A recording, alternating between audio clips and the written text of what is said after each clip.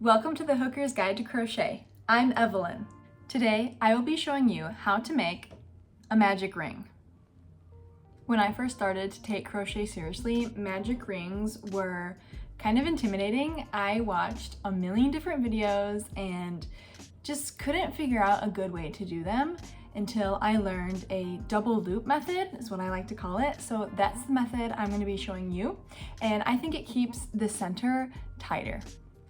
Grab your yarn and your hook.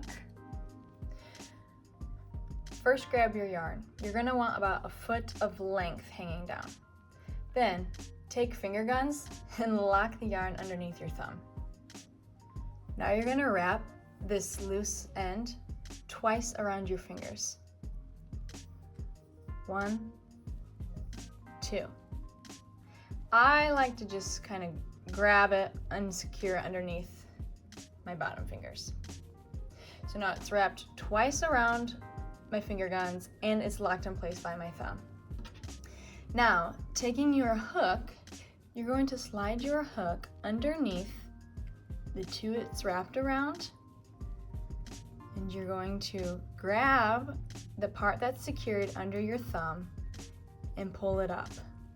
Now I'm going to actually twist my hook towards me and up. Let me do that again.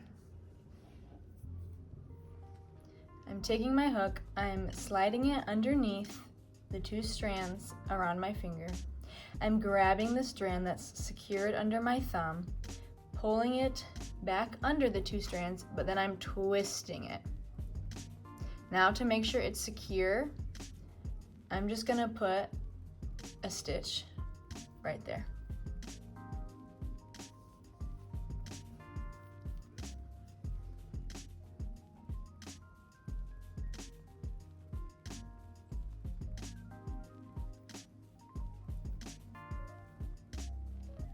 It might be awkward for your hands to do this, so when you're securing it with that stitch, it's okay to pull it out and take it off your fingers and then do the stitch to secure it.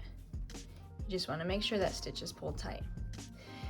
Now at this point, you can do whatever stitches into the magic ring you need to do. So I'm gonna do 12 double crochets and then I'll meet you back here.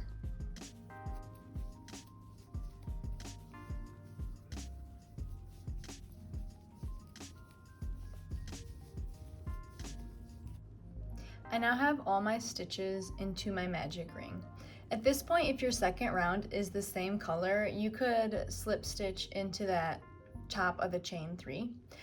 I'm not going to. I'm actually going to take my hook out and cut off my yarn as if I'm gonna change colors for round 2. It's really so you can just see what I'm doing here. Now to tighten it, I first need to figure out which of my loops is connected to my end. So I'm just gonna give my end a little pull till I can see which one's tightening.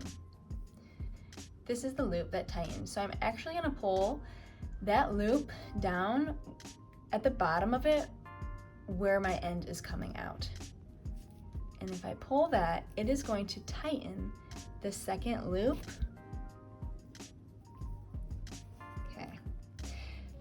So I've pulled it as tight as I can. It's tight in the center, and now I have one just big loop. Now if I pull this end, that's gonna go away. Just like that. Here we are. Now I'm going to make an invisible join to connect it.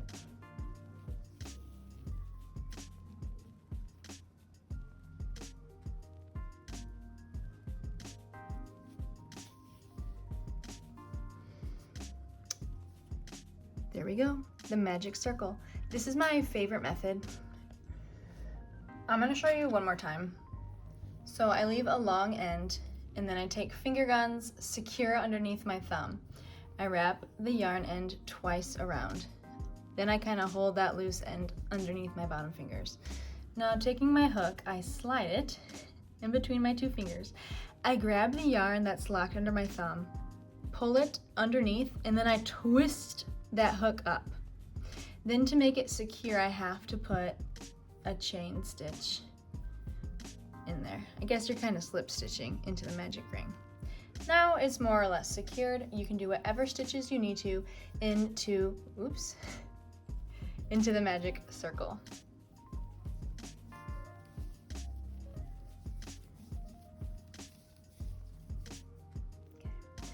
To show you how to close the magic circle, I'm going to get rid of this thread just so it's easier to see. I need to figure out which of these two loops is connected to my end. So I'm just going to give the end a little tug until I see which one's tightening. Then I'm going to grab the one that's tightening down at the bottom where the end is coming out, and I'm going to pull it until the other loop closes completely. We can see it's starting to get tight. I like to call this part tightening the sphincter. So then I pull it as tight as I can, and now I just pull my end, get rid of my other loop.